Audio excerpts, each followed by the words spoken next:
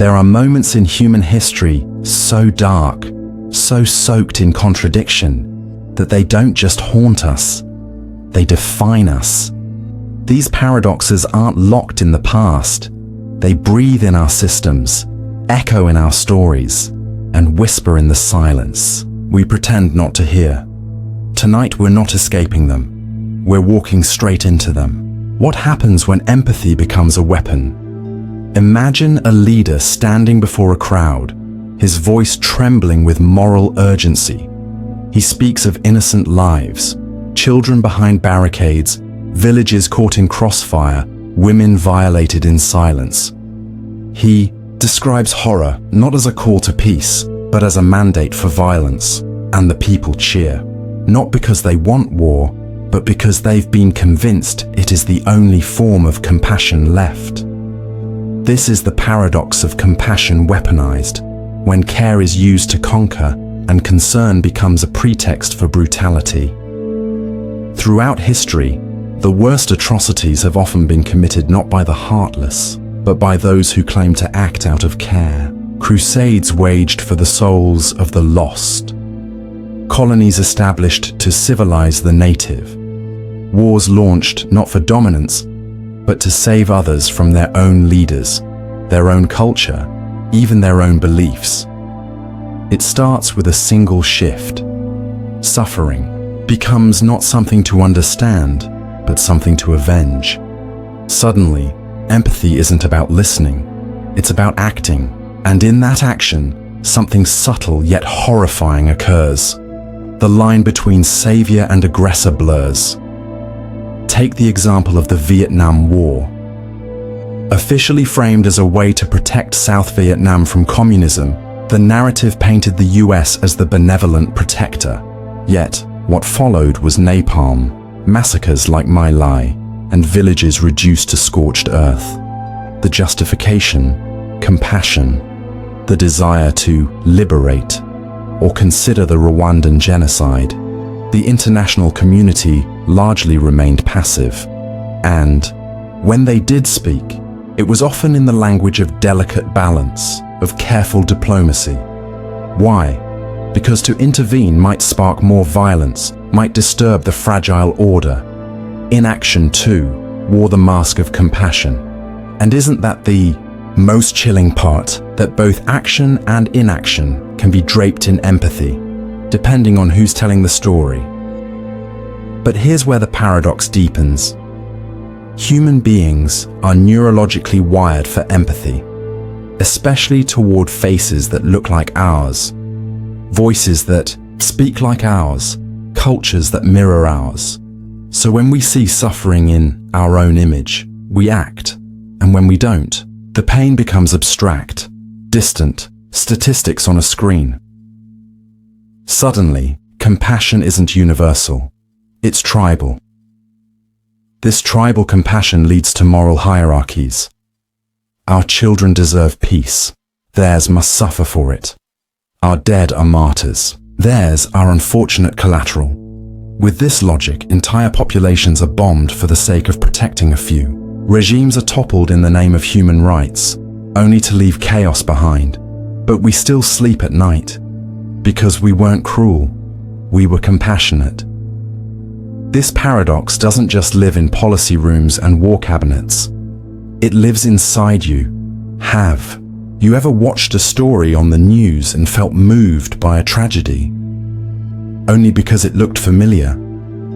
Have you ever justified someone's suffering because you believed it led to a greater good? Have you ever told yourself that cruelty was necessary? Just this once, the greatest cruelty often wears a kind face. The road to war is rarely paved with hatred alone. It's paved with narratives of rescue, of moral clarity, of righteousness. And the more certain someone is that they're doing good, the more terrifying their actions can become. Because conviction, untempered by reflection, becomes dogma, and dogma is always deaf to the screams it creates. In this paradox, humanity collapses into something unrecognizable. We think we are saving the world, but we are only saving our image of ourselves. We think we are fighting for the innocent, but we are choosing who deserves to be called innocent. And so the question becomes, what is compassion if it demands blood? What is mercy if it marches with a gun? What is love when it chooses sides? There is no easy answer. That's what makes it a paradox. But maybe, just maybe, the beginning of an answer lies in this. True compassion asks us to look beyond who we're saving and start questioning who we're willing to sacrifice. True compassion doesn't shout, it listens. It doesn't invade, it heals. And most of all, it never uses itself as an excuse to kill. We often speak of progress as a line, a steady forward motion towards something better. More rights, more knowledge, more freedom, more light. But what if the path we've called progress is nothing more than a polished loop? What if the future is simply the past in disguise, wearing newer clothes, carrying smarter tools, but whispering the same old darkness? This is the paradox of progress that rebuilds the very evils it claims to destroy. Throughout history, every generation has believed it stood at the pinnacle of advancement. The Roman Empire believed itself to be the height of civilization. The British Empire thought it was spreading enlightenment. Today we speak in the language of global connectivity, artificial intelligence, and universal human rights. But under the surface, beneath the sleek screens and satellite feeds, are the same brutal systems, rebranded. Slavery? It wasn't abolished, it was outsourced. Migrant workers in construction camps, unpaid garment laborers, trafficked children. They don't wear chains, but they can't leave. They don't have masters, but they have contracts. And we tell ourselves we've evolved. Colonialism? It's no longer done with flags and muskets. It's done with loans, trade agreements, and military bases. The language has changed from conquest to stabilization, from civilizing to developing. But the result is often the same. Wealth extracted, autonomy denied, culture rewritten. Even war has become cleaner, quieter, more efficient. Drones strike from invisible heights. Soldiers press buttons instead of pulling triggers. The dead are reduced to blurry heat signatures. We call it surgical, humane, precise. But the terror on the ground hasn't changed. The blood still spills, the screams still echo, and perhaps the most haunting truth. Progress doesn't destroy evil, it learns from it.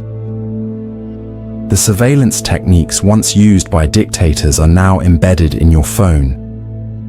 The propaganda tools used to brainwash masses are now called targeted ads.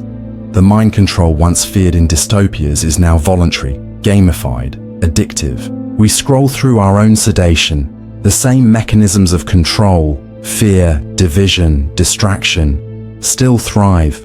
They've just been digitized. They come with sleek interfaces, smiling influencers, and terms of service agreements no one reads. But the outcome is familiar.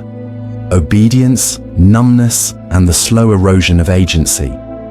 You see, evil doesn't need to wear a uniform anymore. It can wear a hoodie. It can come with notifications. It can promise you convenience and call it freedom. And isn't that the most dangerous kind of evil? The one that doesn't feel like evil at all. Progress tells us we've outgrown the darkness, but maybe we've just buried it under concrete and code. Maybe the future isn't something new, it's just yesterday's nightmare rendered in high definition. So ask yourself, when you say the world is better now, what do you mean? Better for whom? At what cost? Are we free or just more comfortable in our cages? Are we wiser or just better at forgetting? The paradox lies not in the absence of progress, but in its success.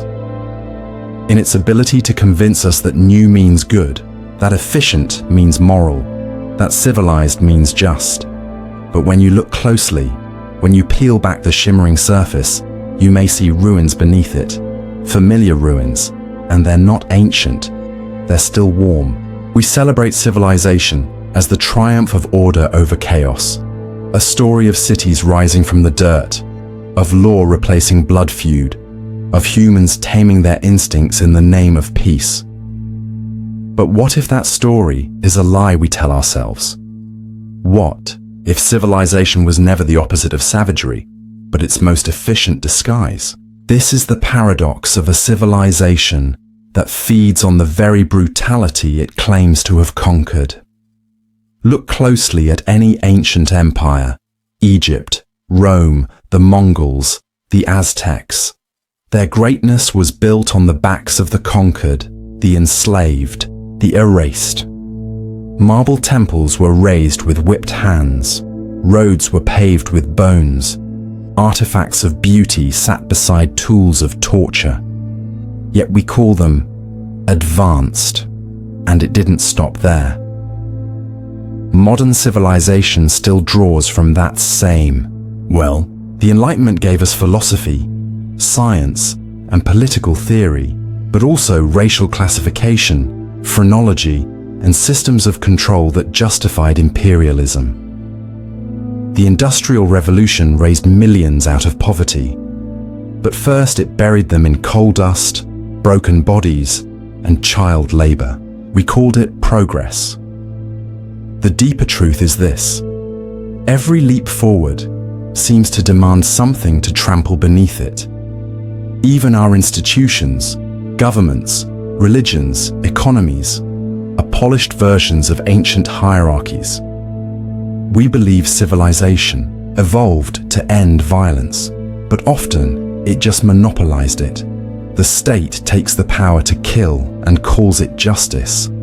The church demands obedience and calls it virtue. The market exploits desperation and calls it opportunity. And what's most disturbing is how easy it becomes to accept. You sit in a home built on stolen land, sipping coffee picked by underpaid workers, scrolling through a device made from minerals, mined by exploited hands, and none of it feels savage. It feels normal. It feels like life. But beneath that normalcy lies a quiet, relentless savagery, a system that never stopped feeding. It just learned to smile while doing it. Even our language softens the brutality. Collateral damage, enhanced interrogation, border control. These aren't phrases born from chaos. They're crafted by civilization, designed to make cruelty sound necessary. And here lies the true paradox. The more civilized we become, the more efficient our savagery becomes. We don't hang people in public squares anymore. We starve them through policy. We don't pillage with swords. We do it with debt. The screams are quieter now, but they haven't stopped. This paradox challenges the very foundation of our pride. It asks, what if everything we've called culture, growth, and enlightenment was built on the suffering we refuse to see? What if civilization didn't eliminate the beast within us, but taught it how to wear a suit?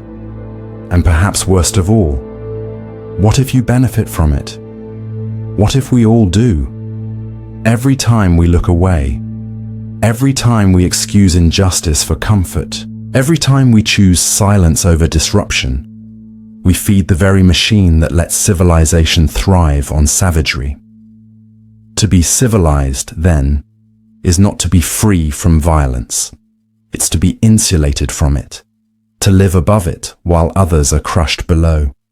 And that is the darkest elegance of the paradox. Faith was meant to give us hope, to lift our eyes beyond the grave, to make suffering meaningful, and to anchor morality in something greater than ourselves. But what happens when the very thing that promises salvation becomes obsessed with death? When belief in the eternal justifies cruelty in the now? This is the paradox of faith that worshipped death.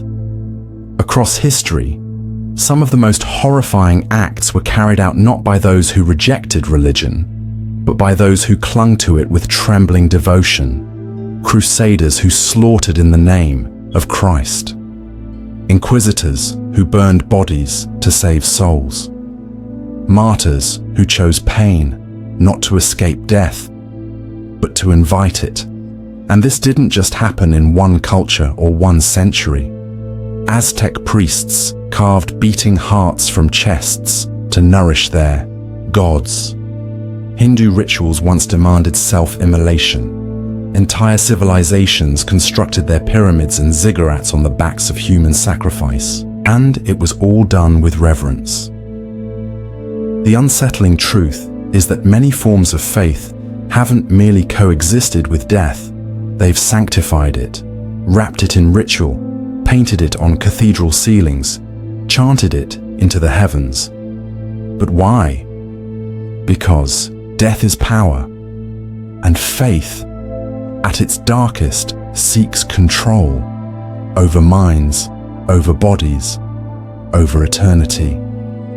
Convince someone that their suffering now will be rewarded later, and they will endure anything. Teach them that their enemy's death is divinely sanctioned, and they will kill without question. Call it sacrifice, and even cruelty becomes holy. This is not an attack on belief itself. Faith has also inspired breathtaking compassion, resistance against tyranny, and personal transformation.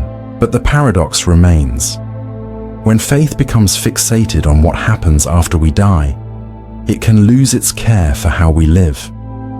And in that void, leaders step in.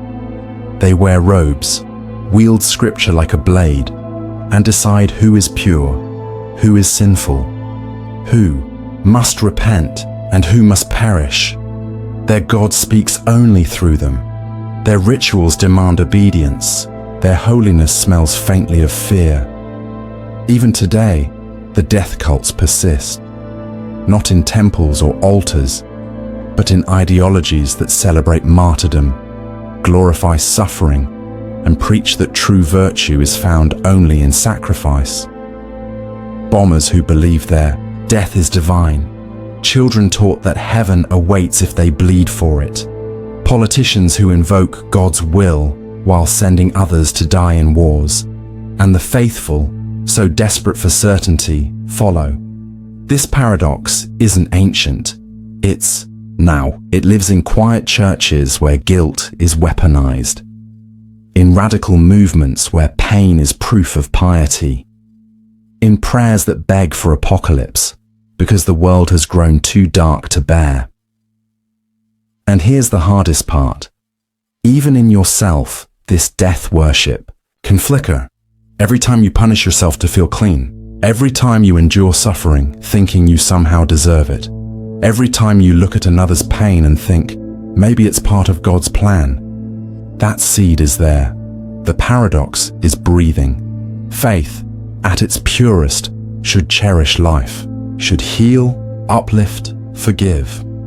But when it becomes obsessed with the afterlife, it can become indifferent to this one. It can turn love into doctrine, mercy into law, hope into horror. So ask yourself, does your faith celebrate life or merely promise something after it? Because the moment belief becomes more focused on death than on living justly, kindly, and fully, it is no longer faith. It is control dressed as salvation. We like to believe that law is a shield for the weak, the voiceless, the innocent, that it exists to create fairness where there was chaos, to protect justice when power threatens to distort it. But what happens when that very system becomes the tool of the powerful? When the law no longer defends the vulnerable, but shelters those who harm them? This is the paradox of the law that protects the guilty. In theory, laws are blind. The scales of justice are meant to balance, not tip. Yet all throughout history and deep into the present, we see a different reality unfold. Those with influence bend the law to their favor, while those without it are crushed beneath its weight. It is not justice that prevails, but access, money, status, and timing. Think of the war criminals who die in mansions while the survivors live in silence. Think of corrupt officials who are pardoned while whistleblowers are imprisoned. Think of corporate giants who poison rivers, avoid prison, and pay fines smaller than their quarterly bonuses, while a poor man is jailed for stealing bread. The law, once written to serve the people, often ends up serving the few. And it's not always through outright corruption. Sometimes it's more insidious. A clause here, a loophole there, a definition tweaked just enough to make punishment impossible. Crimes committed in boardrooms are labeled misconduct. Atrocities in war zones are rebranded as collateral damage. Injustices are buried beneath legalese, and responsibility dissolves into the fog of technicality. Even worse, the very structure of law often ensures that the more power you have, the more protection you gain. A billionaire can hire a team of lawyers to delay proceedings for years. A politician can rewrite laws mid-investigation. A police officer can kill with impunity, protected by unions and precedents crafted to favor their fear over someone else's life. And yet, the system tells you it's fair. It tells you that due process matters, that everyone has a right to a defense. And on paper, it's true. But in practice, justice is not about having rights. It's about having the resources to invoke them. For the poor, the accused, the displaced, those rights often arrive too late, or not at all. And here's the cruel irony. When laws are used to protect the guilty, they simultaneously punish the innocent who seek justice. Victims are re-traumatized in courtrooms. Survivors are discredited by character assassinations. Families of the dead are left watching as their loved ones' killers walk free on procedural grounds. This is not justice. It's theater, and it's not accidental. Systems are built, maintained, reproduced. The law doesn't break. It works exactly as designed when it shields the powerful. And the public, craving order more than justice, often plays along. Because what is more terrifying than a world without law? A world without rules. So even when the law fails, again and again, we cling to it. We hope that next time it will work. That this time it will be fair. But hope doesn't erase the paradox. The law claims to be moral, but morality can't be legislated. The law claims to bring closure, but sometimes it closes only on the wrong people. The law claims to protect the innocent, but too often it simply protects itself. So ask yourself, when was the last time justice was served, or just seen to be done? Because when the law becomes a fortress for the guilty and a maze for the innocent, it's no longer a tool of justice. It's a weapon of preservation for a system that fears truth more than it values fairness. Sometimes the loudest sound in history is silence. We often imagine evil as explosive, loud bombs, fiery speeches, collapsing cities. But some of the darkest events in human history didn't roar into being. They crept, unnoticed, ignored, allowed, not because no one saw them, but because those who did said nothing. This is the paradox of silence that enabled genocide. Genocide doesn't begin with killing. It begins with words, small ones, whispers about them, jokes that dehumanize, warnings dismissed as exaggeration, a headline here, a law there, and then a silence, polite, strategic, or simply afraid. In Rwanda, the radio played the soundtrack of death. It called Tutsis cockroaches day after day. The West listened. The United Nations knew. And yet the world stayed quiet until it was too late. Over 800,000 people slaughtered in just 100 days, while diplomats debated language. Was it technically a genocide yet? Could they act without upsetting political alliances? Could they wait a little longer, and during that wait, people died? In Nazi Germany, silence wasn't just passive, it was structured. Neighbors watched as Jewish families disappeared. Stores displayed Juden verboten signs in their windows. Synagogues burned. And while some did resist, millions chose silence. Out of fear, out of convenience, out of the seductive comfort of not being the target. Silence allowed the machinery of extermination to operate smoothly. Even the Holocaust itself wasn't hidden. It was spoken of in euphemism, relocation, final solution, special, treatment, words that meant murder but said nothing directly. And for many outside Germany, the response was disbelief, or worse, indifference. But it wasn't because they didn't know. It was because knowing requires action, and silence is easier. This paradox cuts deep, because silence feels neutral, it feels non-violent. But in the face of genocide, silence is an accomplice. It allows normalization. It permits momentum. It grants legitimacy to horror by refusing to challenge it. And it doesn't only exist in history books.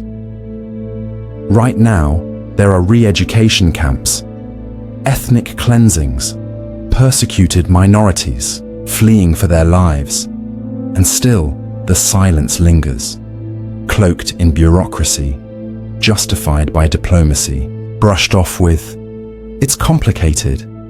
We tell ourselves we'd speak up, that we'd be different. But silence wears many masks: career caution, political correctness, fatigue, disbelief, strategic ambiguity. It wraps itself in the language of rationality. Let's wait for more evidence. Let's not jump to conclusions. It's not our problem, but every silence sends a message. This is acceptable. And those who commit these atrocities hear that message clearly. What makes this paradox especially brutal is that silence often comes from people who believe themselves to be good. People who would never hold a weapon, but who also won't raise a voice. Who light candles after it's over, but never dared to speak when it mattered. So here's the question. How many genocides might have been stopped? Not by armies, but by words. How many millions might have lived if silence had been broken early? When the rhetoric began, when the first arrests came, when the first laws passed. Because once the killing starts, it's already too late. This paradox haunts not just nations, but individuals. It asks you, when you hear hatred, do you speak? When you see injustice, do you look away? When you recognize the signs, do you call them what they are? Because silence doesn't protect you forever. Sooner or later, it turns. And when it does, you will remember the moments when you could have spoken. We are taught that peace is the opposite of violence, that peace is the soft exhale after the guns fall silent, that peace is healing, light, calm. But what if that peace, so celebrated, so praised, was purchased through pain? What if the quiet we call peace is only the silence of the broken? This is the paradox of peace that came through torture. In the aftermath of war, truth commissions are convened. Treaties are signed. Leaders shake hands in front of cameras. And somewhere, behind the stage, sit the tortured, the ones whose bodies and minds were broken to make that peace possible. Their names are rarely included in the headlines. Their scars don't get archived. Their suffering is written off as necessary. Peace, in this context, becomes a kind of accounting. A negotiation of acceptable suffering. A transaction where brutality is the price of stability. You see it in empires that pacified resistance through brutal colonization. Villages razed, bodies hanged as warnings, entire populations cowed into silence. And when the land was finally calm, history called it peace. But that peace was not born. It was extracted through force and fear. Even in modern democracies, so-called peacekeeping missions have involved black sites, waterboarding, indefinite detentions, and always with justification: to prevent greater violence, to extract information, to preserve national security. But what kind of peace requires someone to scream in secret rooms? It gets even more complicated when torture doesn't just break bodies, it shapes narratives. A coerced confession, filmed and broadcast, can justify a war. A staged peace agreement, signed after years of psychological warfare, can legitimize a regime. The tortured become both victims and tools, used not only to end violence, but to script the illusion of peace and the public. Often, they don't want to know, because real peace is slow, fragile, messy. But the kind of peace built on torture feels decisive. It feels clean.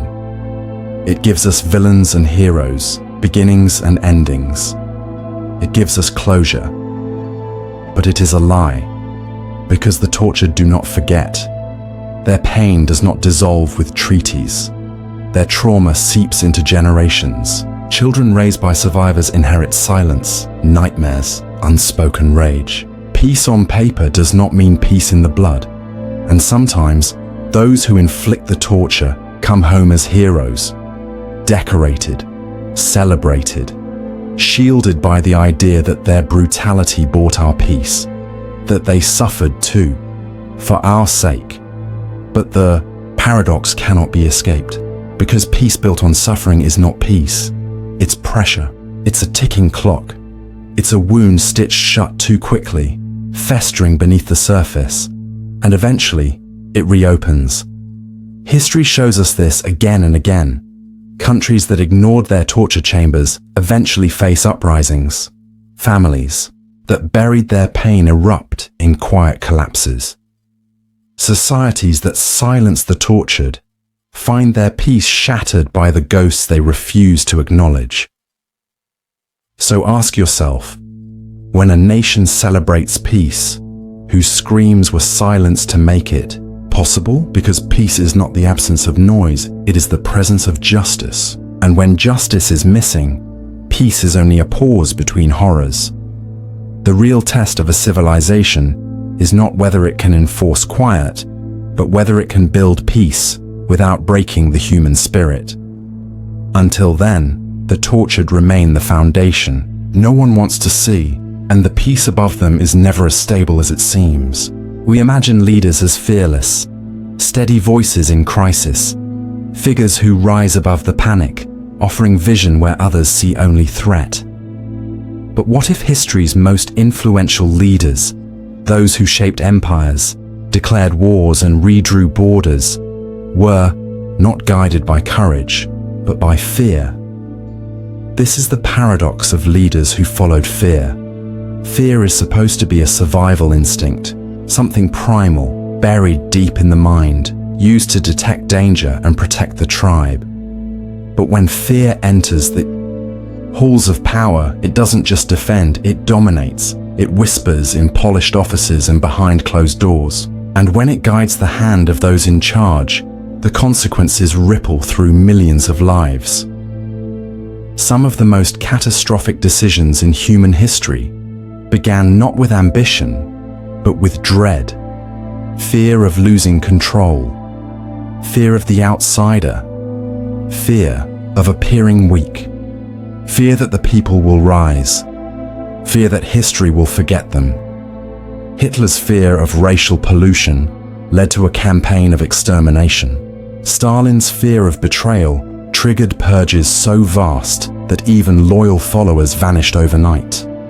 Pol Pot feared intellectuals, so he slaughtered anyone who wore glasses. In each case, the tyrant wasn't just power-hungry, he was terrified, and fear spreads. It doesn't stay contained in a single ruler. It leaks into speeches, policy, propaganda. It metastasizes. A leader gripped by fear surrounds himself with yes-men, tightens control, censors dissent. He doesn't trust his people, so he spies on them. He doesn't understand his enemies, so he dehumanizes them. He doesn't believe in truth, so he manufactures his own. And soon, a frightened leader leads a frightened nation. What follows is predictable. Mass arrests, censorship, war. But it's all wrapped in a narrative of necessity. We're just protecting ourselves. They hate our freedom. If we don't act now, it'll be too late.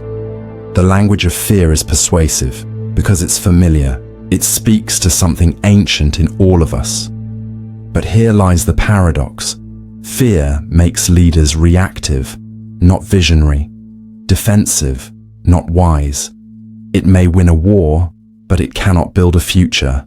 It may silence a crowd, but it cannot inspire a people. Even in democracies, fear twists leadership. Presidents expand surveillance powers after attacks. Prime ministers harden borders during refugee crises. Civil liberties are sacrificed for safety. Opposition voices are branded as threats. The media amplifies panic, and the public, overwhelmed by anxiety, welcomes authoritarianism. So, long as it feels secure, the fearful leader thrives in that moment, not because he is brave, but because everyone else is too afraid to see him clearly. And here's the quiet horror. Fear is contagious, but it's also addictive. A leader who rises by exploiting it must keep feeding it. A new threat must always be found. A new enemy, a new crisis. Because without fear, their power withers. Eventually, the leader begins to believe his own stories. He sees threats in shadows. He trusts no one. He punishes imagined slights. Paranoia becomes policy, and the nation follows him into madness. So ask yourself, when history praises a strong leader, what were they really following? Vision or fear? Because the truly brave do not need to terrify others to lead. They do not burn books to preserve truth. They do not build walls to create safety. They do not turn their citizens against each other to hold on to power. They walk toward fear, not with a clenched fist, but with clarity. And in their courage, they remind us that leadership without fear is not weakness. It's the rarest kind of strength. We speak of justice as something sacred, balanced, impartial, blindfolded. It is supposed to be the great equalizer, a system that shields the weak and humbles the strong. But what if justice, more often than not, is a servant dressed as a judge? What if it bends not toward fairness, but toward power? This is the paradox of justice that served power. In its purest form, justice promises that all are equal under the law. That truth matters more than influence. That wrongdoers will be held accountable regardless of status. But history and the present tell a darker story. One where justice becomes less about right and wrong, and more about who gets to define those words. Think of show trials in totalitarian regimes. The verdict is decided before the trial begins. The accused are paraded like criminals, not for their guilt, but for the message their punishment sends. It's not about justice, it's about reinforcing control. Fear disguised as fairness. But this isn't limited to dictatorships. In many democracies, justice wears two faces, one for the rich, one for the poor, one for insiders, one for outsiders. A CEO commits financial fraud that bankrupts thousands. He gets fined, speaks at conferences, writes a book. A teenager steals food. He's arrested, branded for life, you locked away. The law didn't fail. It worked exactly as it was designed, to protect the system, not disrupt it.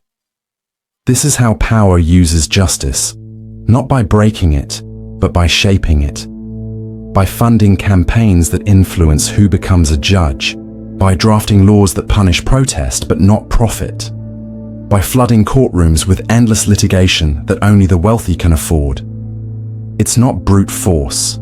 It's slow, strategic corrosion. A system that still speaks the language of fairness, even as it quietly devours it, and the public plays its part. Because we want to believe in justice. We want to believe the system works. So when powerful people are declared innocent, we tell ourselves they must have been. When the poor are convicted in droves, we assume they're guilty. The robes, the gavels, the ceremonies, they comfort us. They lull us into thinking justice is being done, even when it's being sold. But justice isn't blind. It sees clearly who funds the campaigns, who owns the media, who can afford the best defense, who writes the laws and who they're written for. And yet, when the scales tilt, we rarely tip them back. Because to admit that justice serves power is to confront a deeper truth, that we don't live in the world we pretend we do, that the rules are not neutral, that fairness is not guaranteed, and that those with power will always find a way to bend the arc toward themselves. This isn't just a flaw, it's a design. And perhaps the most brutal part of the paradox is this. Justice becomes the excuse for further injustice. Entire populations are imprisoned to restore order. Victims of abuse are blamed because the evidence wasn't strong enough. Protesters are crushed under the weight of legal codes meant to protect free speech. And when the verdicts come down, the system wipes its hands and says, "We followed the law." But law is not the same as justice. Law can be bought. Law can be written by the powerful. Law can be wielded like a weapon. And when it is, the courtroom becomes just another battlefield, one where the cost of entry determines the outcome. So ask yourself, when was the last time justice truly challenged power instead of protecting it? Because if the system never punishes those at the top, only those at the bottom, then it is not justice at all. It is obedience wearing a mask. Truth is supposed to be liberating. We are told that it sets us free, that knowing the truth leads to clarity, justice, peace. But what if some truths don't heal? What if truth, instead of being a path to salvation, is a door to despair? This is the paradox of truth that destroyed hope. Imagine a person searching for answers, a grieving mother, a betrayed citizen, a child raised on comforting lies. They dig through history, records, stories. They fight to uncover what really happened, and then finally, the truth comes. But it does not bring closure. It does not bring justice. It brings only a deeper, sharper pain. The truth, it turns out, is that their son was tortured, that the government they trusted orchestrated the cover-up, that the hero they admired was a monster, that the freedom they believed in never truly existed. And in that moment, the very thing they longed for becomes unbearable. History is full of such moments. The families of Holocaust victims who later discovered the extent of the betrayal by their own neighbors. The indigenous communities who uncovered records of stolen children, buried behind schools dressed as institutions of care. The whistleblowers who believed in truth, only to find themselves hunted, discredited, or exiled. For them, truth didn't bring light. It brought darkness that could no longer be denied. And that's what makes this paradox so cruel. Because the deeper we dig for truth, the more illusions we are forced to abandon. Illusions that gave us comfort, that told us our country was good, that justice was real, that our pain had meaning. To know the truth is often to stand in the wreckage of everything you once believed. And what's worse, sometimes you can't do anything with the truth once you have it. No one listens, no one cares. The machine moves on. The truth sits in your hands, heavy, radioactive. You try to share it, but it makes others uncomfortable.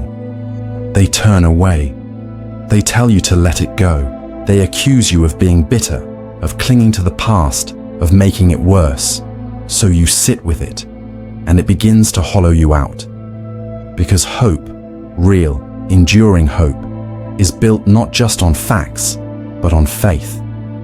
The faith that things can get better, that truth matters, that justice is possible. But when the truth shows you that the system is rigged, that the powerful are untouchable, that your suffering will be forgotten, how do you hold on to hope? This is the paradox. You were told that truth is the foundation for hope. But sometimes, truth is the thing that rips hope away. You see it in survivors who uncover the full scope of abuse and feel crushed, not empowered. In activists who expose corruption only to see the guilty promoted. In everyday people who learn their history and realize it was written by those who committed the crimes. And yet, even knowing this, we still seek the truth. We still fight to reveal it. Because despite the pain, despite the collapse of illusion, there is something sacred about knowing. Hope may not survive the truth, but dignity might, clarity might, a different kind of strength, the strength to live without lies. Because false hope is comforting, yes, but it is also a cage. And while truth may destroy that hope, it also unlocks the door.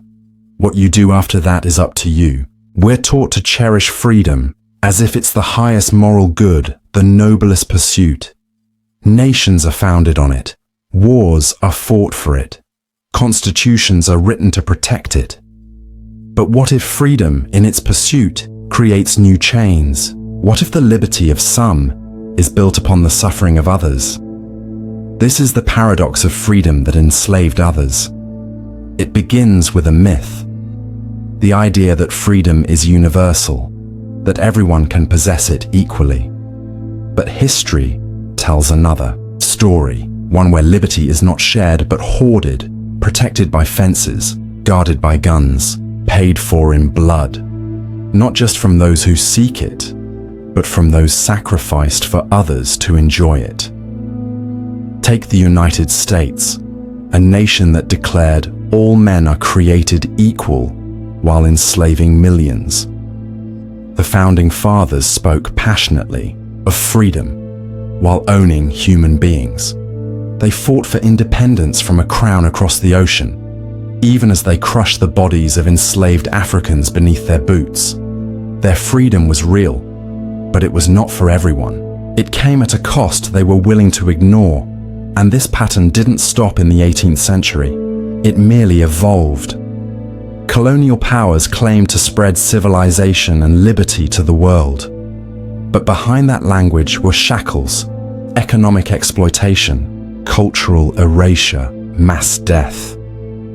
The colonizers declared themselves free, enlightened, sovereign, while stripping those same rights from the people they ruled. They built railways and schools not to uplift the colonized, but to extract from them more efficiently. Even today, the paradox survives. We talk about freedom of choice in economies where most people can't afford to say no. We preach freedom of speech while silencing dissent through algorithms and surveillance. We export freedom through drones and sanctions, telling ourselves it's for their own good. But here's the deeper contradiction. Freedom, in a world built on inequality, becomes a weapon. When the powerful claim freedom without responsibility, it becomes a shield for cruelty. A billionaire demands the freedom to not pay taxes, while the working class funds the infrastructure they exploit. A corporation claims the freedom to operate without regulation, while polluting rivers that entire communities depend on. One person's liberty becomes another's cage. And yet, the narrative persists that freedom is inherently good, inherently pure, that more of it is always better, that any resistance to it is tyrannical. But if freedom means the ability to harm, to exploit, to dominate, what is it really worth? True freedom cannot exist in isolation. It must be tied to justice, to empathy, to shared humanity. Otherwise, it becomes theft dressed as liberty. The paradox is that many who speak most loudly of freedom are unwilling to question its consequences. They want freedom without sacrifice, without accountability. But that kind of freedom is an illusion, a castle built on the backs of those who were never invited inside. And perhaps the most haunting part, those who are enslaved by another's and freedom often internalize the silence. They are told to be grateful, to wait, to believe that their time will come. That freedom trickles down like wealth, like mercy, but it rarely does. So the question must be asked, when we celebrate freedom, who are we leaving out of the story? Because if your freedom depends on someone else's submission, it's not freedom. It's privilege masquerading as principle. Tyranny doesn't always march in wearing jackboots and shouting threats. Sometimes it enters quietly, through a smile, a promise, a gesture that feels like kindness. And by the time we realize what it truly is, it's already too late. This is the paradox of kindness that enabled tyranny. We imagine tyrants as obvious monsters, but history reveals a subtler truth. Some of the most oppressive regimes were not built by rage, but by reassurance. They began with the promise of protection, of safety, of dignity for the people. They appealed not to fear, but to comfort. Consider how Hitler rose, not with immediate terror, but with policies aimed at restoring pride, fixing a broken economy, and lifting the common man. He gave people food, jobs, order. He reassured them that the chaos would end, that they were special, that they were finally being cared for, and they believed him. By the time the cruelty became visible, many had already justified it. He means well. He's doing what's necessary. It's for the greater good. Acts of kindness, real or staged, became moral cover for acts of horror. Because kindness, when used manipulatively, doesn't just hide tyranny, it strengthens it. When a government provides just enough to create gratitude, it makes resistance feel ungrateful. Look at all they've done for you, people say. You're lucky compared to others. And so the dissenters are cast as selfish, or dangerous, or ungrateful. The machinery of oppression continues to turn, but now it's lubricated with good intentions. Even in democracies, this paradox unfolds. Policies are passed that erode rights, but they come packaged as protection. Mass surveillance is justified as keeping you safe.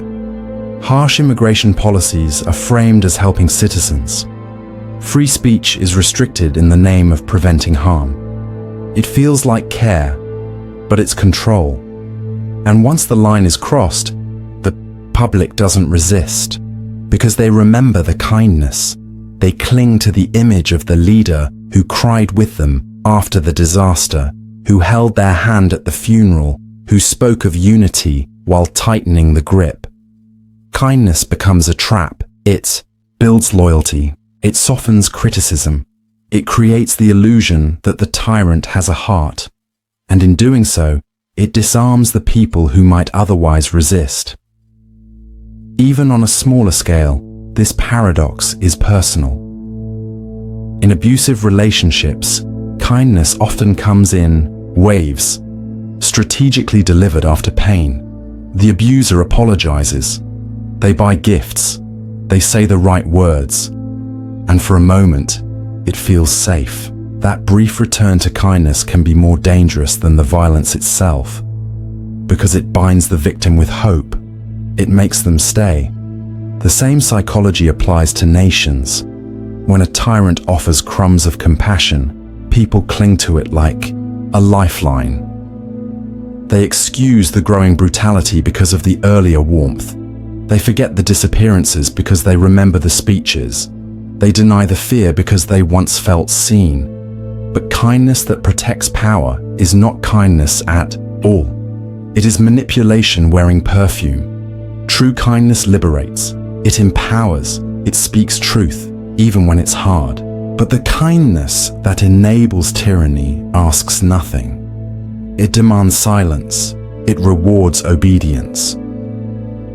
So how can we tell the difference? Ask what the kindness costs and who it serves.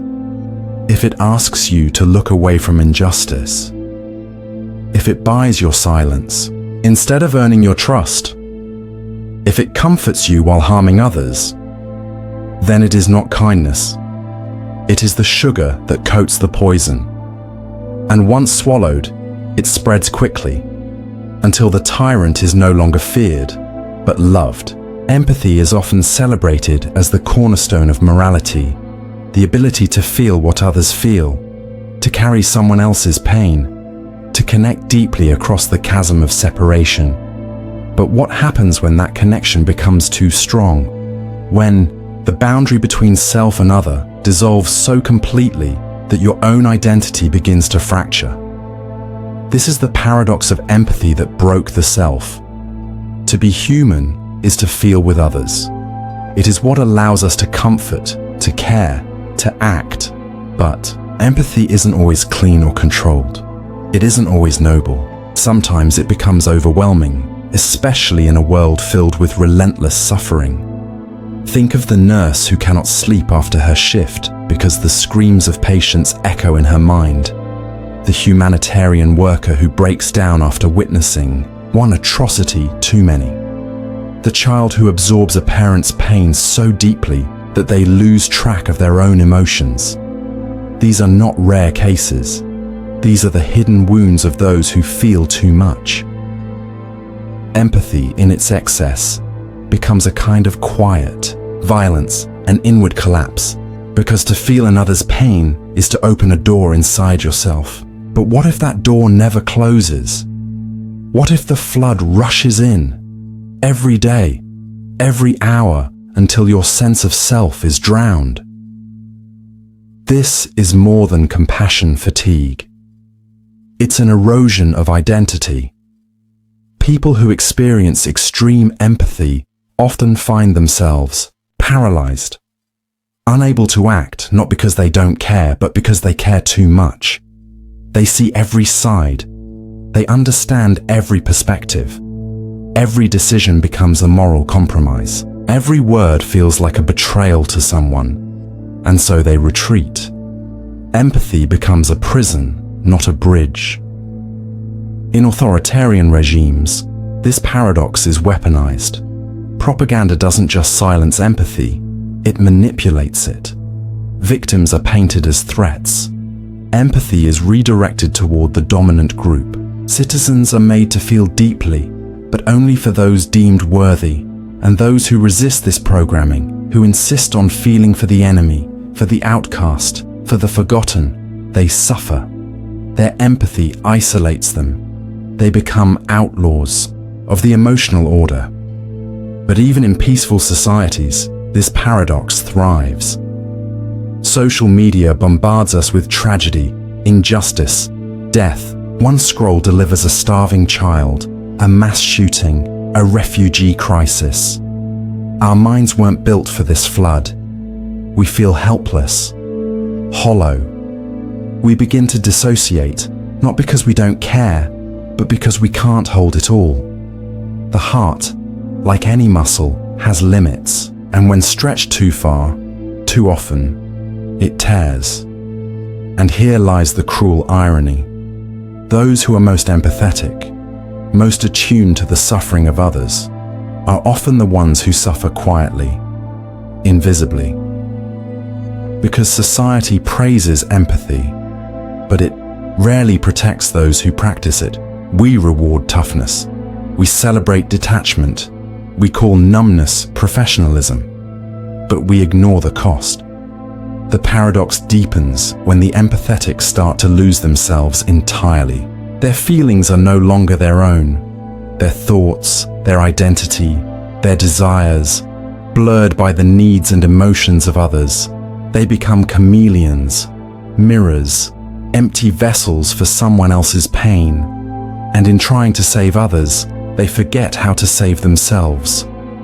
So what is the solution? Should we feel less? No, but we must feel wisely. We must learn the difference between empathy and enmeshment, between connection and collapse, between holding pain and becoming it. Because empathy is not just a doorway into someone else's soul, it must also be a return to your own. If it doesn't lead you back to yourself, it will eventually leave you shattered. Innocence is praised as a virtue, a state of moral purity, uncorrupted by cruelty, untouched by guilt. We see it in children's eyes, in untainted hearts, in the naive belief that the world is fair. But what happens when innocence becomes a choice? When it's used not as a shield from evil, but as a reason to look away from it. This is the paradox of innocence that ignored evil. At first glance, innocence seems harmless, even beautiful. But history shows us that innocence, when clung to in the face of atrocity, can become one of the most dangerous forces of all. Not because it commits violence, but because it allows it. In Nazi Germany, millions of ordinary citizens claimed afterward that they didn't know, that they were just following orders, that they were too focused on their own families, their own routines, their own quiet lives. They weren't monsters. They were innocent.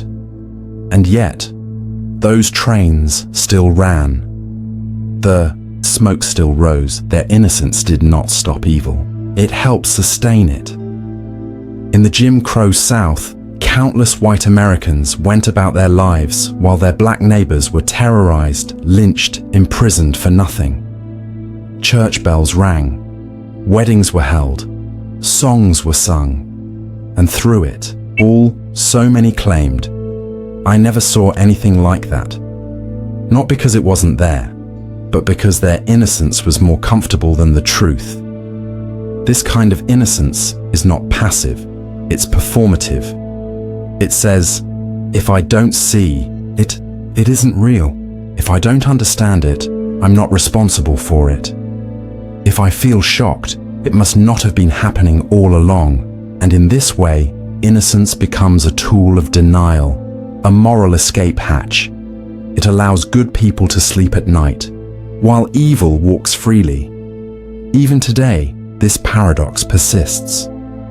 People scroll past videos of police brutality and say, there must be more to the story. They hear about refugee camps and say, it's not our problem. They see injustice in their own neighborhoods and say, that's politics, I don't get involved. They don't say these things because they're evil. They say them because they want to remain innocent. They want to believe they are untouched by the blood on the floor. But by doing so, they let the blood keep spilling. And the most tragic part, the innocent are often the majority, not the villains, not the victims, but the silent center.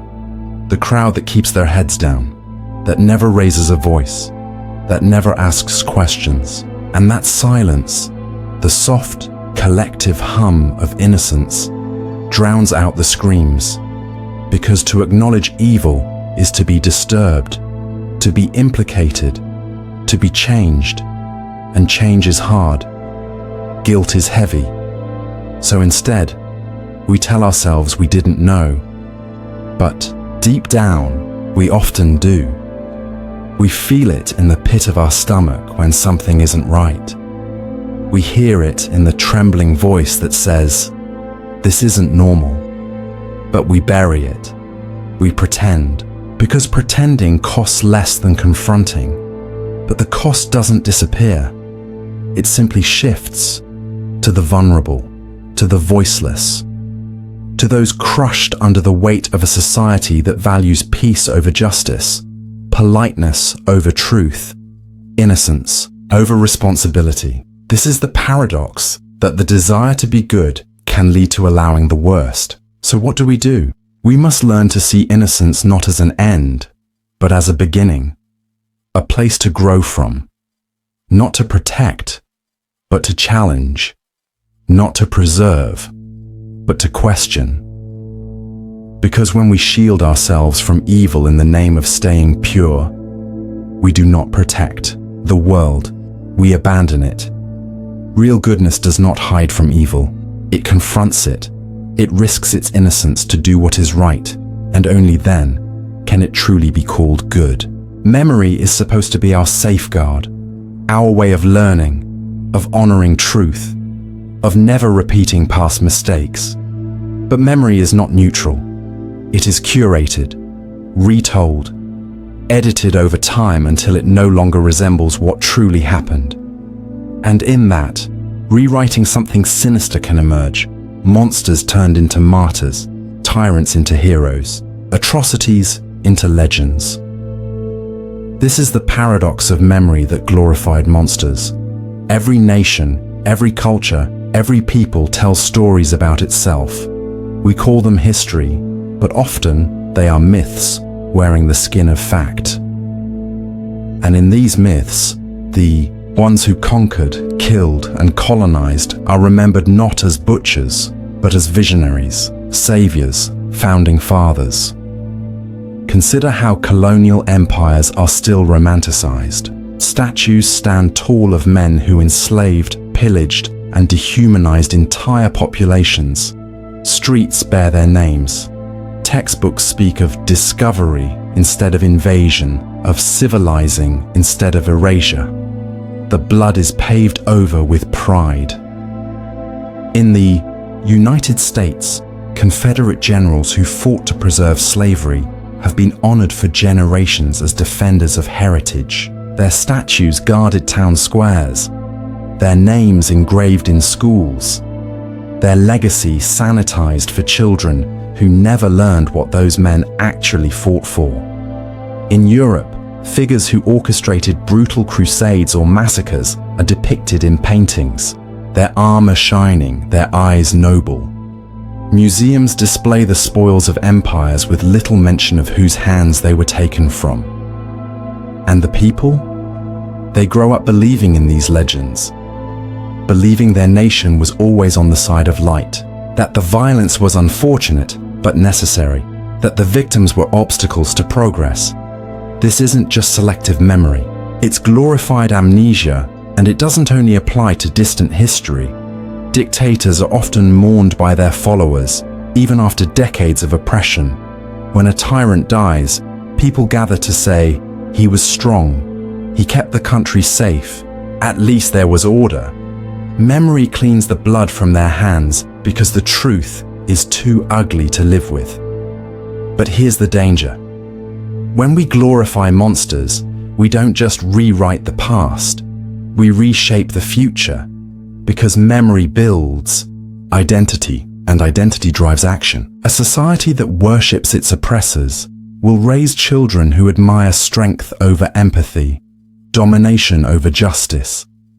They'll grow up thinking conquest is leadership, that cruelty is courage, that erasure is patriotism. And so, the cycle continues. Monsters rise again, not in the same form, but with the same myth behind them. They speak the same language of glory and greatness. They wear the same robes of memory, freshly stitched. And the people, trained to admire the past without question, follow them. The worst part? Those who try to correct the memory, who raise their voices and say, "This man was not a hero, he was a killer," are silenced. called unpatriotic, told they're erasing history, when in truth they're trying to restore it. Because to challenge memory is to challenge identity, and few things are more dangerous than threatening the stories people use to feel good about themselves. But we must, because memory that glorifies monsters is not memory at all. It's myth, and myth, when mistaken for truth, can destroy entire generations. So ask yourself, whose memory are you carrying? Whose legacy are you honoring? And what stories have you been told? Not to enlighten you, but to control you. Because remembering is not enough. We must remember honestly. Otherwise, history becomes a haunted mirror, reflecting not what was, but what we wished had been. And in that reflection, the monsters smile. Morality is supposed to be our compass, the line between right and wrong, the voice that tells us what cannot be excused. But what happens when morality itself becomes an excuse? When it doesn't prevent atrocities, but retroactively justifies them? This is the paradox of morality that forgave atrocity. Atrocities are rarely committed in the name of evil. They are carried out in the name of righteousness. The killers believe they are doing what must be done. The enablers believe they are defending their values. And when the dust settles, morality is summoned not to condemn, but to explain, to soften, to rationalize. We tell ourselves that morality stands outside of violence, ready to judge it. But more often, it stands beside violence, giving it permission. Consider the countless wars waged in the name of peace. Each side claims the moral high ground. Each side points to the other's evil to justify their own brutality. Civilians die, cities burn, but the soldiers are told they're righteous. The leaders speak of sacrifice. The pastors bless the bombs. Morality doesn't stop. The killing, it blesses it, or look to history's genocides. In Rwanda, the perpetrators believed they were cleansing the country. In the Holocaust, the Nazis saw themselves as defending purity, order, survival. They invoked morality constantly, not as a barrier to atrocity, but as its fuel. Even today, politicians and institutions use moral language to excuse the inexcusable. A bombing is regrettable but necessary. Mass incarceration is tough but fair. Economic policies that starve entire communities are framed as responsible governance. The pain is real, but the morality cushions it, absorbs it, spins it, and the public, hungry for moral clarity, often accepts it, because it's easier to believe in a clean world. A world where good people do good things and bad things happen only when someone breaks the moral code. But what if morality is sometimes used not to protect the innocent, but to protect the system? After an atrocity, morality steps in to offer closure. It says, "This was a tragedy, yes, but understandable. It was a mistake, but made for the right reasons. We had no choice. They brought it on themselves." This kind of moral reasoning doesn't demand justice, it demands acceptance, and so the victims are asked to forgive. The perpetrators are allowed to move on. The stories are rewritten, softened, framed in lessons instead of indictments. And those who dare to keep speaking of the horror, those who demand true accountability, are told they're being divisive, too angry, unable to let go. But without honest morality, atrocity becomes a footnote. We must ask, who defines morality? Whose values are being protected? Whose pain is being erased in the name of reconciliation? Because when morality is used to forgive the unforgivable, it no longer belongs to the oppressed. It belongs to the powerful. It no longer guides, it shields. It no longer warns, it silences. And that is the heart of the paradox. The very thing meant to hold humanity together is sometimes used to excuse its darkest moments. So what does real morality look like? It is not comfortable. It does not explain away horror. It sits with it, names it, demands truth before peace. It refuses to be weaponized for convenience.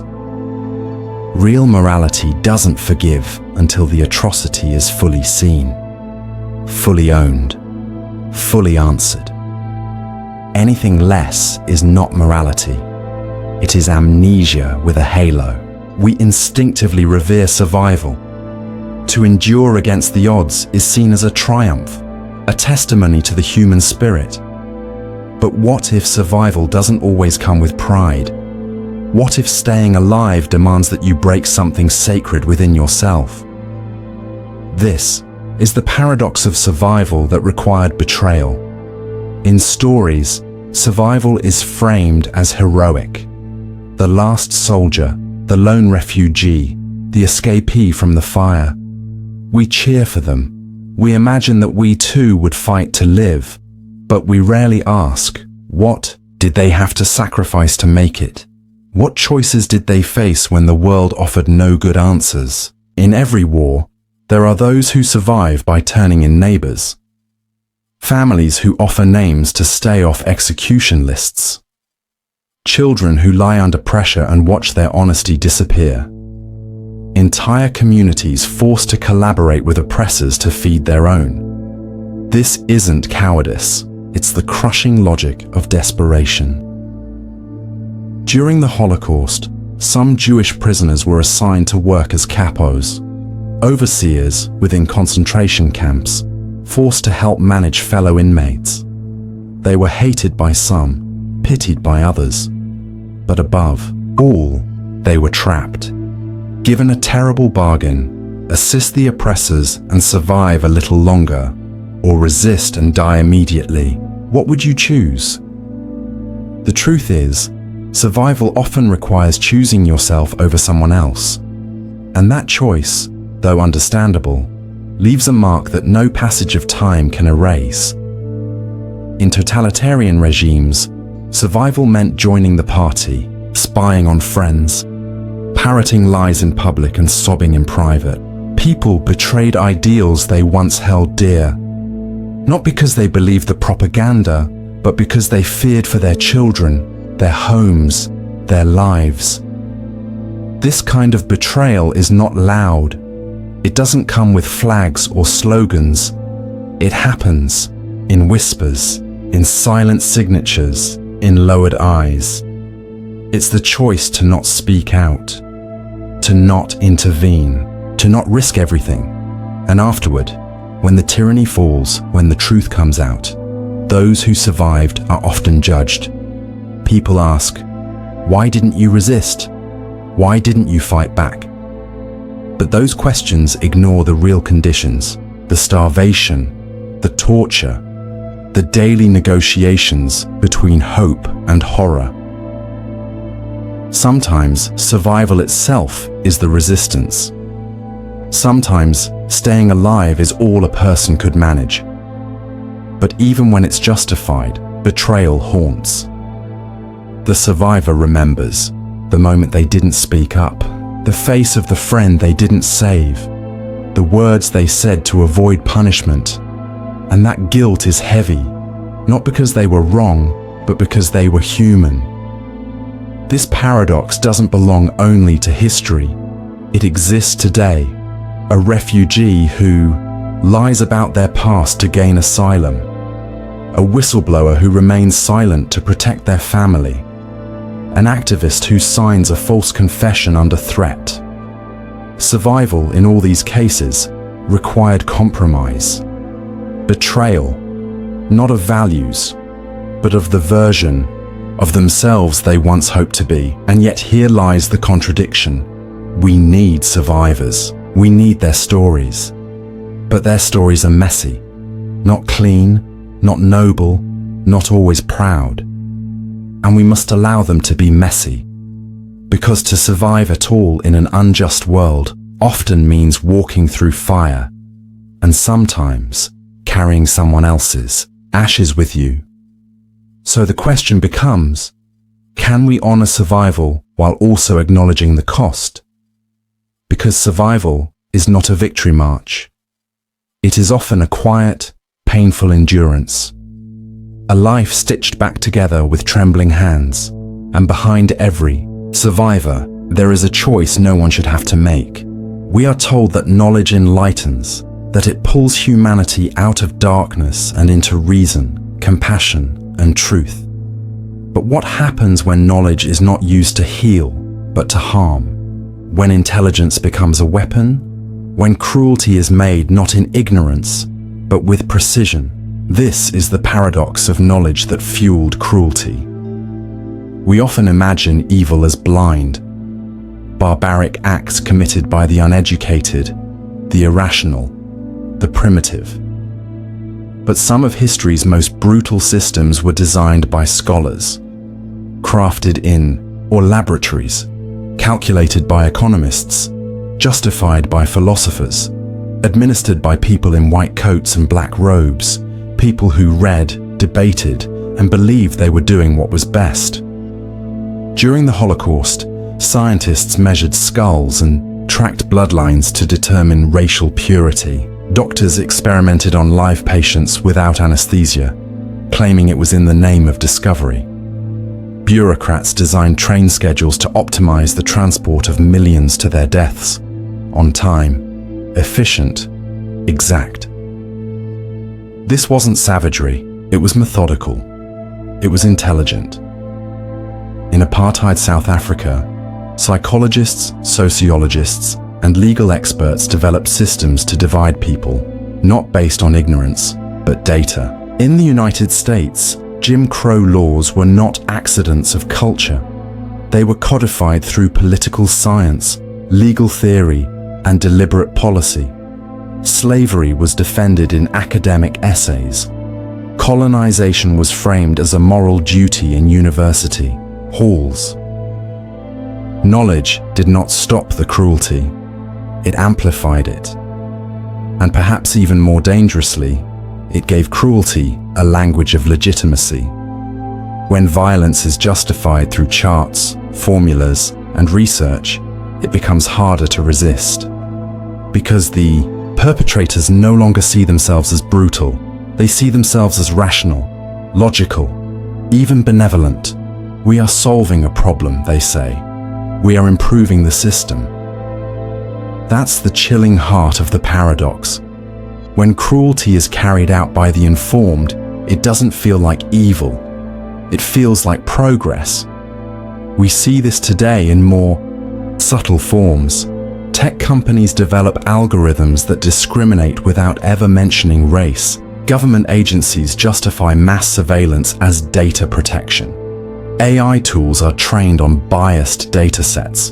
And when they replicate injustice, the engineers shrug. It's just math. But behind every line of code, behind every equation, is a human choice. And knowledge without empathy becomes a scalpel without a hand to guide it. The more advanced we become, the more dangerous our cruelty can become, because it wears a mask of sophistication. It speaks in jargon, it hides behind complexity, and it convinces the world that harm is just an unfortunate byproduct of intelligence. But intelligence is not morality. A person can solve a physics equation and still destroy lives. A doctor can understand anatomy and still torture a body. A nation can invest in education and still commit genocide. Because knowledge is power, but power is neutral. It only becomes good or evil depending on how it is used. And in a world obsessed with intelligence, we often forget that wisdom and compassion are not guaranteed side effects of learning.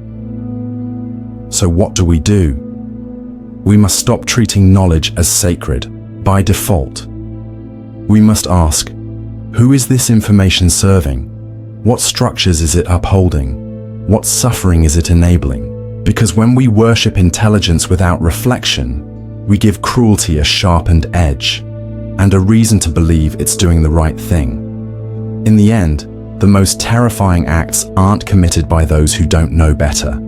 They're committed by those who do, and choose cruelty anyway. Revolutions begin with fire, with chants in the street, fists in the air, and promises of a better world. They are born from pain, from injustice, from a collective refusal to remain silent. And at first, they feel like freedom. But what happens when the revolution wins? When the people who overthrew tyranny begin to resemble the tyrants they replaced? This is the paradox of the revolution that became oppression. History is filled with uprisings that began in righteous fury. The French Revolution overthrew monarchy in the name of liberty and ended in the Reign of Terror, where thousands were executed by guillotine, many without trial. The revolution that promised freedom became a factory of death. The oppressed had become the executioners. In Russia, the Bolsheviks rose to destroy the Tsarist regime, calling for workers' rights, equality, and an end to exploitation.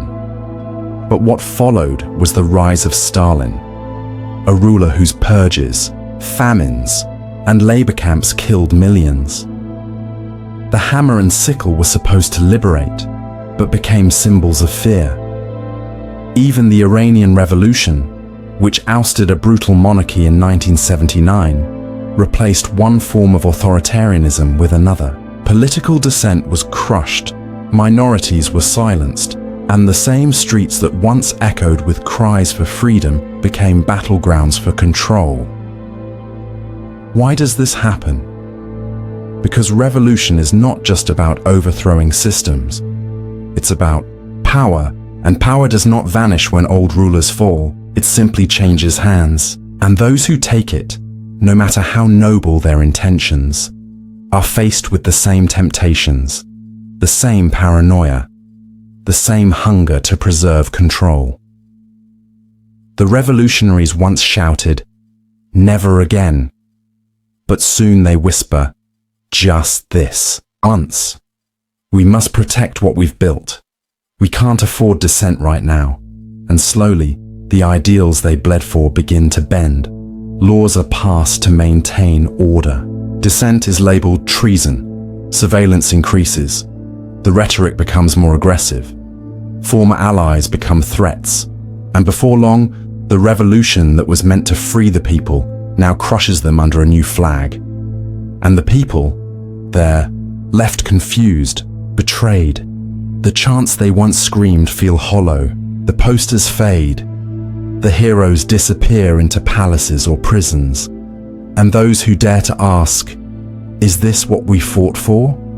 are reminded to stay silent for the good of the nation. This paradox is so devastating because it twists hope into harm. It uses the language of liberation to justify control. It turns courage into compliance, but it's also understandable. Revolutions are chaotic. They are fueled by urgency, by fear, by passion. When they succeed, the need to quickly stabilize. The new order often overrides the original values. Power demands structure. Structure demands obedience. And obedience, if left unchecked, becomes tyranny, no matter who wears the crown.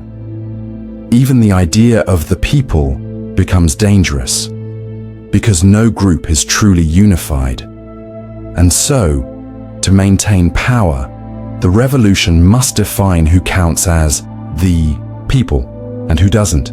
The excluded are painted as enemies, traitors, outsiders, and so the cycle repeats. So what can be done? Perhaps the lesson is this: a revolution must not end when the regime falls. It must continue against the revolution itself. Its leaders must be questioned, its actions scrutinized, its power held accountable. Because true revolution is not a moment, it's a movement, not a seizure of power, but a refusal to let power harden into cruelty again. Otherwise, we will keep repeating the same story, where freedom knocks down the door, only to lock it again from the inside. Forgiveness is often seen as the final stage of healing, a noble act, a moral triumph over pain. It is praised in books, sermons, movies. This idea that to forgive is to rise above the wound. But what happens when forgiveness is demanded too soon, too forcefully, or from the wrong people? This is the paradox of forgiveness that silenced victims. In theory, forgiveness is a gift the harmed give to the one who caused the harm. It's supposed to be voluntary, intimate, personal. But in the aftermath of atrocity, institutions, communities, and even entire nations often pressure victims to forgive, not to help them heal, but to help everyone else move on. Forgive and forget, they say. Let the past stay in the past. Don't hold on to anger. Be the bigger person. And slowly, the burden shifts. No longer is the spotlight on the abuser, the criminal, the system that allowed the harm. It's now on the victim, asked to perform their pain as grace, to transform trauma into reconciliation for the comfort of others. This kind of forgiveness becomes a form of erasure. In the name of healing, truth is smoothed over. The full weight of the crime is softened. The victim's voice is drowned out by calls for unity, peace, closure. And those who refuse to forgive, they're labeled bitter, angry, problematic, as if their refusal to move on is worse than the harm they endured. It happens on every scale. In families, a survivor of abuse is told to sit at the same table as the person who violated them, for the sake of harmony. In religious communities, victims are pressured to forgive predators as a sign of spiritual maturity. In post-conflict societies, truth commissions are followed by amnesties, designed to cleanse the past, but often at the cost of real accountability. Take post-apartheid South Africa, where the Truth and Reconciliation Commission sought forgiveness as a way forward. While it gave voice to some, it also allowed many perpetrators to walk free. Justice, in the legal sense, was sacrificed for the idea of collective healing. But can healing be forced? Can wounds close when the knife is never named?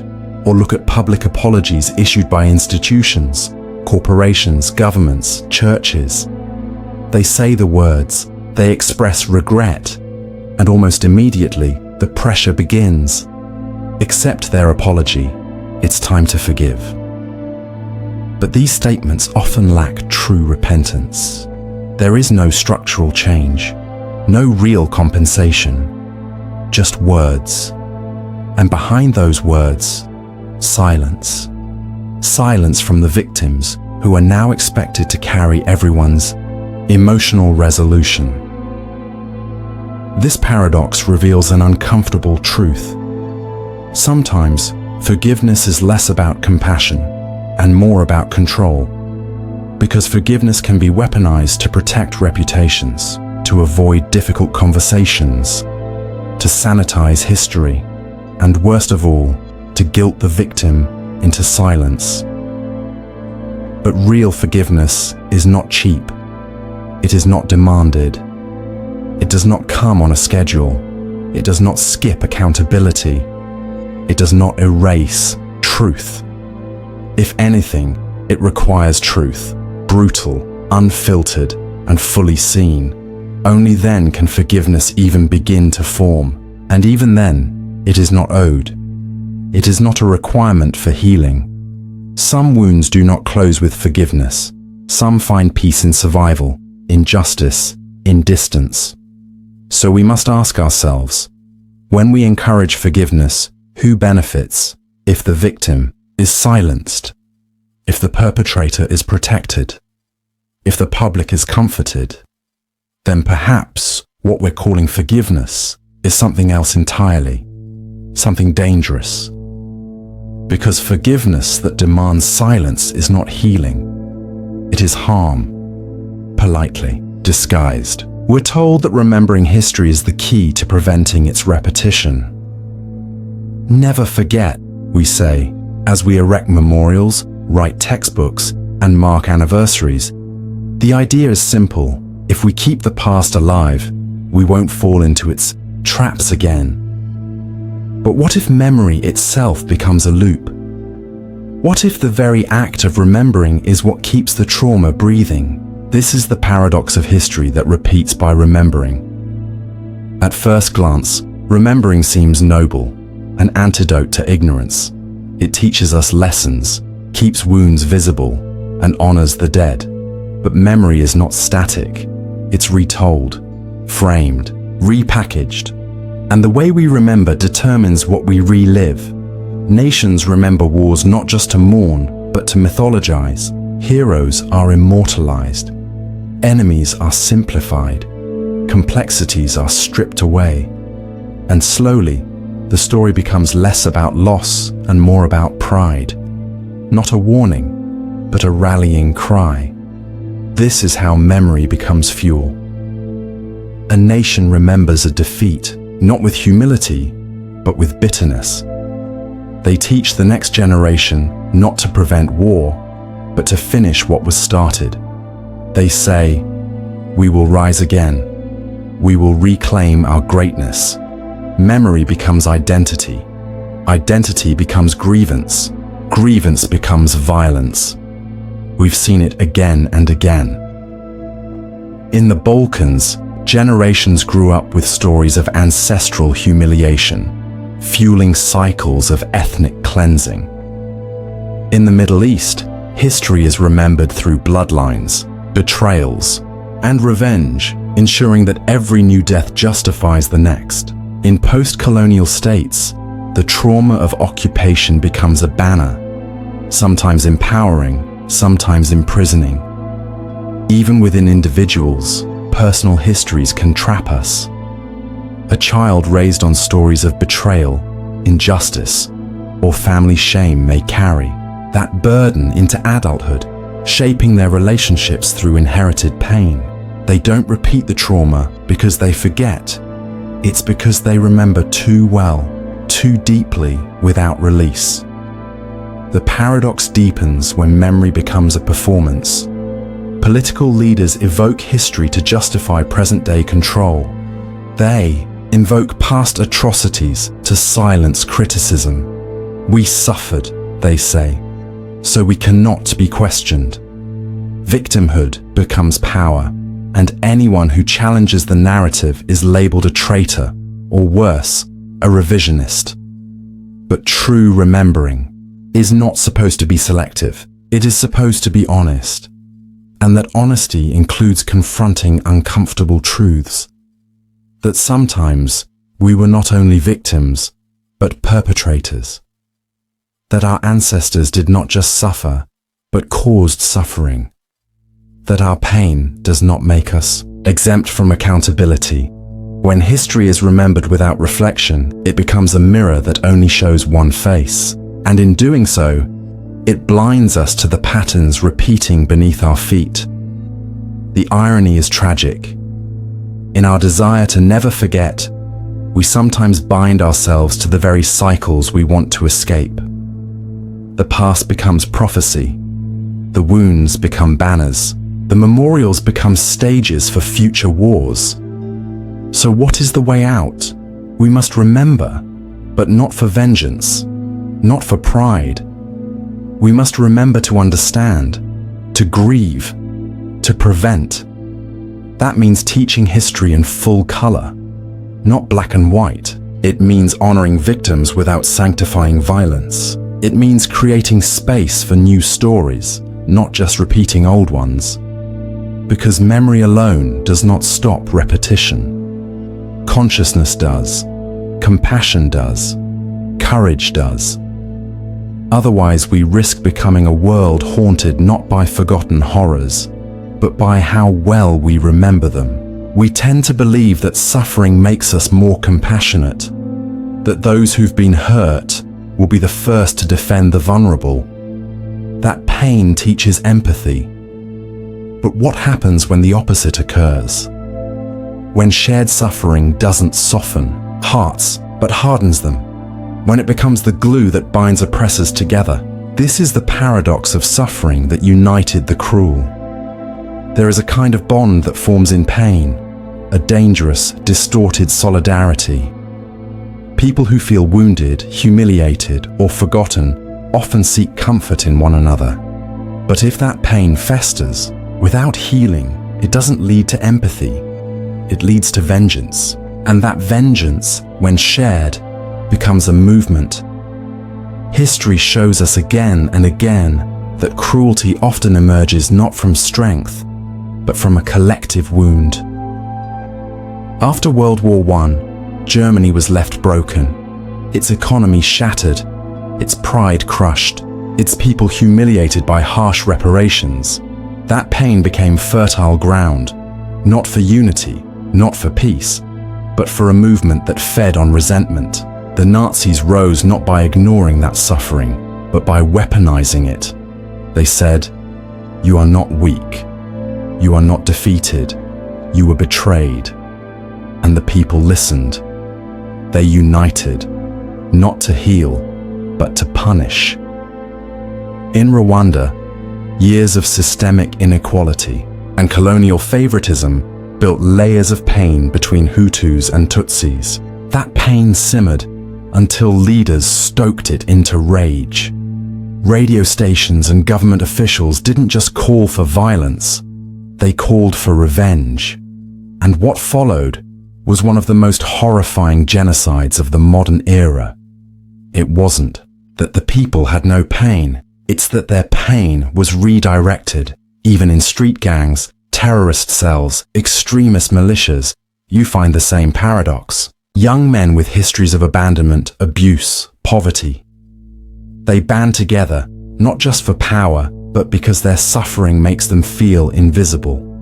And someone comes along and offers them not healing, but purpose, a story, an enemy. And suddenly, their pain becomes righteousness. Their hate becomes therapy. Their violence becomes communion. Cruelty in this form is not random. It's organized, ritualized, justified. It feels good, it feels earned, and that's what makes this paradox so disturbing. Because pain doesn't always lead to goodness. Sometimes it leads to ideology. Sometimes it leads to revenge disguised as justice. Sometimes it becomes a torch passed from one wounded hand to another, until the world is on fire. We like to say, hurt people hurt people. But it's more complicated than that.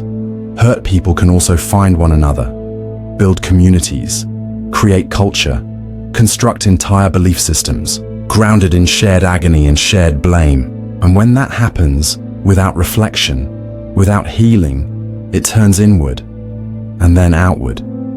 It doesn't mean their suffering wasn't real. It was. But pain, when unprocessed, can become poison. And the world often ignores this. We treat cruelty as if it comes from nowhere, as if oppressors are simply born evil. But they're often born wounded, rejected, disenfranchised. And when no one helps them make sense of that suffering, someone else shows up to twist it. So what can be done? We must stop romanticizing pain as inherently redemptive. We must stop assuming that victims will always become protectors, because sometimes they become perpetrators. The difference lies in what follows the suffering. Is it met with acknowledgement, with justice, with compassion, or with silence, denial, and further humiliation? Because where there is unhealed pain, there will always be a risk of cruelty.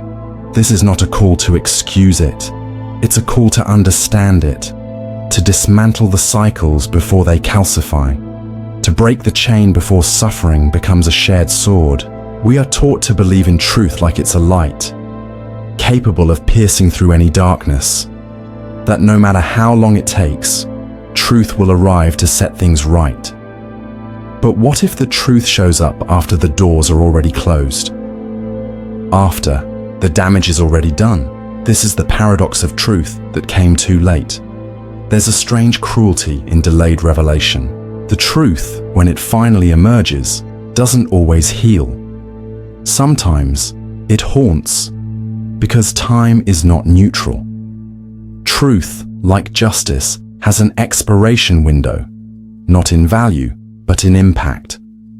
Imagine a man who spends 30 years in prison for a crime he didn't commit. DNA evidence eventually exonerates him. The news covers the story. Apologies are made. A check is written. But can that truth undo the decades stolen from him? Can it return lost birthdays, shattered relationships, a youth spent behind bars? No, the truth is real, but it is late. Or consider the governments that deny war crimes for decades, only to admit them quietly, long after the victims are dead and the perpetrators retired. Reports are declassified. Archives are opened. Mistakes were made, they say, and in that phrasing, a million screams are flattened into footnotes. The truth arrives, but it feels hollow. Even in personal relationships, this paradox plays out. A child grows up believing their parent left because of selfishness. Years later, they discover the truth. Their parent was forced away, silenced, or suffering themselves. But by then, the resentment has calcified. The years of misunderstanding can't be undone by a single confession. The pain was shaped by the falsehood, and the truth, though clarifying, can't erase what already hardened in the heart.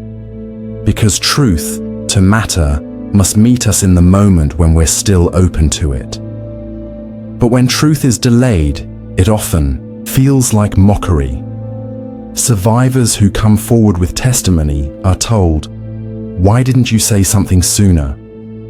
When they do say something sooner, they're told, "There's not enough proof," and so they wait. And when the proof finally arrives, they're met with sighs and tired eyes. That was so long ago. Why dredge it up now? This cycle protects power. It uses time as a shield.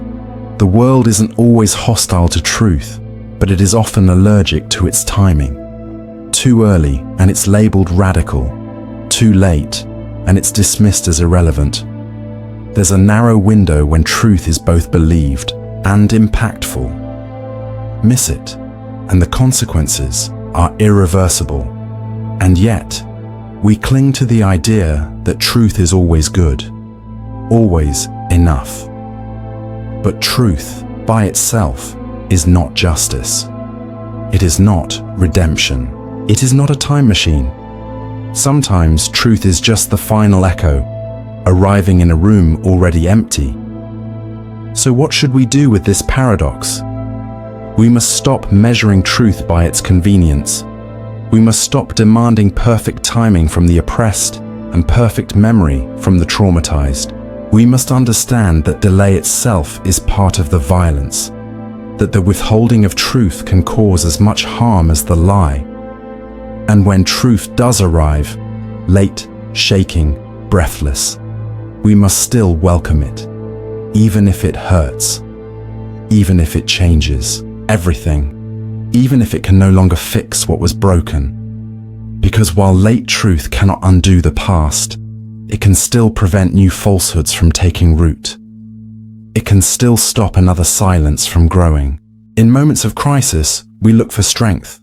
When the world feels chaotic, when jobs disappear, borders blur, threats feel close, we don't always reach for wisdom or compassion. We reach for someone who promises order, someone who looks unshakable, someone who says, "I alone can fix this." And so, driven by fear, we often hand power to the very person most likely to abuse it. This is the paradox of fear that chose the strongman. The rise of authoritarian leaders rarely begins with brute force. It begins with uncertainty. A nation in decline, a terrorist attack, an economic crash, a sense that things are spinning out of control. The people grow restless, anxious, afraid. They want answers, but more than that, they want control. And then the strongman appears. He doesn't whisper. He roars. He mocks nuance. He promises safety, security, and restoration. He paints the world in absolutes. Good versus evil. Us versus them. He doesn't offer solutions. He offers someone to blame, and to a frightened public, blame feels like relief. He says what others won't. He promises to break rules for their sake. He promises to protect them from danger, even if it means violating rights, bending laws, or erasing dissent. And they let him, not because they're cruel, but because they're scared. They mistake domination for leadership, aggression for strength, simplicity for clarity. History is full of these figures. Mussolini rose by promising to make Italy powerful again. Hitler offered Germans an escape from humiliation. Stalin crushed opposition in the name of order. These men didn't seize power overnight, they were invited in. Fear opened the door, and once inside, they locked it behind them. Even in democratic societies, the cycle repeats. During uncertain times, people support leaders who threaten the press, jail protesters, or promise to clean up the country by any means necessary. The very institutions designed to protect freedom are weakened, not by invasion, but by applause. Because when fear governs, freedom becomes negotiable. The strongman always begins with protecting the people, but soon he defines who counts as the people. Minorities, critics, immigrants, anyone outside the circle is labeled a threat. And with every new act of repression, the public is told, it's for your safety. Fear doesn't just choose the strongman. It keeps him in power. Even when the cruelty becomes obvious, when journalists vanish, when elections are rigged, when citizens are brutalized, people still cling to him. Because admitting he's the problem would mean facing their own fear again. It would mean uncertainty. And fear would rather have a tyrant than admit it was wrong. This is what makes the paradox so painful. The desire for protection becomes the seed of oppression. The longing for strength creates fragility. In trying to feel safe, people give away the very freedoms that once protected them. So how do we escape it? We must learn to sit with fear without obeying it, to question the appeal of simple answers, to recognize that true strength is not volume or violence, it's restraint, it's courage, it's leading without needing to crush anyone else. Because once the strong man is chosen, removing him is far harder than resisting him to begin with. Fear is a human instinct, but when it chooses our leaders, it builds our prisons. We call ourselves human as if it's a fixed identity, a badge of consciousness, empathy, intelligence. We say it proudly. We draw lines between ourselves and the animal, the machine, the monstrous. But what happens when we lose the very traits we use to define ourselves? What happens when, in trying to survive, to win, to evolve, we abandon the essence of being human? This is the paradox of humanity that couldn't stay human. The horrors of history were not committed by inhuman beasts. They were committed by people, engineers, mothers, students, priests, ordinary humans who believed in art, love, family, until the moment they didn't. Until fear, ideology, power, or obedience hollowed them out. In Auschwitz, Guards listened to classical music after overseeing mass killings. In Cambodia, children were trained to kill their teachers. In the Rwandan genocide, friends turned on friends with machetes. These were not alien creatures. These were people, human beings, just like you. And that's what makes it terrifying. Because humanity is not a permanent state. It's a choice, a fragile one. We like to think of cruelty as something external, but every system of dehumanization begins with small steps. Language shifts. Compassion is called weakness. The other is mocked, excluded, blamed, and the people, eager to belong, to obey, to simplify, go along. Piece by piece, the soul is traded for safety, and yet the image of humanity remains intact. A man can tuck his child into bed and torture someone else's child in the same day. A scientist can cure diseases and design weapons of genocide with equal passion. A nation can pride itself on its culture while burying its atrocities beneath it. This is not inhumanity. This is humanity's shadow. Because what we call inhuman is often the most human thing of all. Our capacity to adapt to horror, to normalize it, to rationalize it, and to repeat it. And in the modern world, the risk only deepens. Technology allows us to destroy without touching, to harm without witnessing. Drones kill at the push of a button. Algorithms decide who gets loans, jobs, and justice. We become data points, avatars, ghosts behind screens. We are more connected than ever, and yet more numb than ever. A child dies in a distant war, and we scroll past. A video shows suffering, and we swipe away. The volume of pain is so great, we stop feeling altogether, not because we're evil, but because we're overwhelmed. But apathy is not neutral. It is surrender. When empathy fades, when truth becomes optional, when cruelty becomes content, we risk becoming something less than human. And the tragedy is, we won't even notice. We'll still call ourselves human, still wear the word like a crown. But inside, the thing that made it true, the warmth, the conscience, the tether to another's pain, will be gone. So how do we stay human?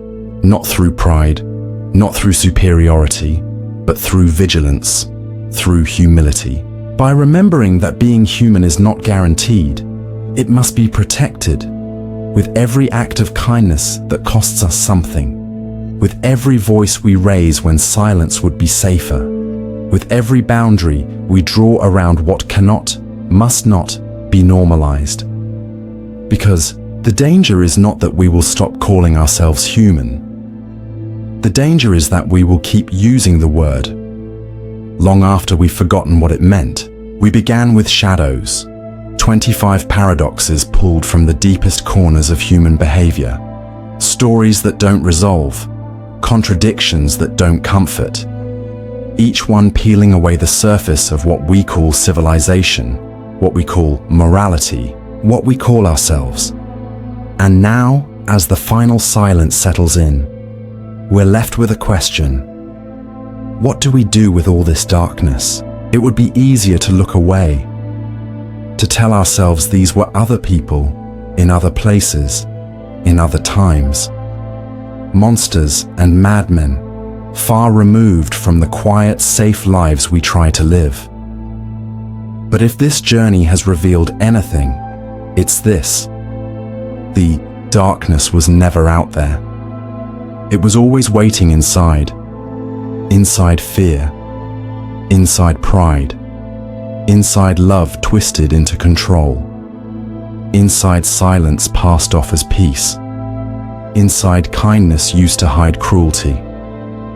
Inside every moment we choose comfort over courage and narrative over truth.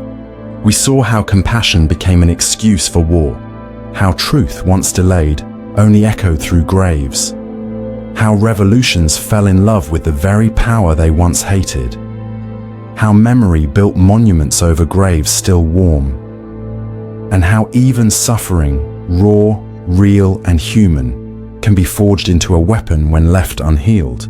These are not stories meant to depress, they are meant to awaken. Because within every paradox is a mirror, and in that mirror, a choice. You may not be able to stop a genocide, dismantle an empire, or rewrite a nation's laws. But you can notice, you can resist the seduction of simple answers. You can feel the weight of inherited stories and dare to ask if they're still true. You can hold space for others without needing to own their pain or narrate it away. You can remember, but remember with humility, not pride. Most of all, you can protect your humanity, not as a birthright, but as a fragile fire you carry. A fire that dims with every betrayal of conscience and glows brighter every time you choose empathy over ease. Because if we learned anything from these darkest moments, it's that the worst evils don't begin with hatred. They begin with forgetting what it means to be human. So now, as your mind begins to drift and the weight of these stories pulls you into the quiet, hold on to this. The world is not doomed because it is dark. It is only doomed when it stops noticing the dark. And you are still awake enough to see it. Sleep now, not in ignorance, but in awareness. And maybe, just maybe, you'll wake up a little more human than before.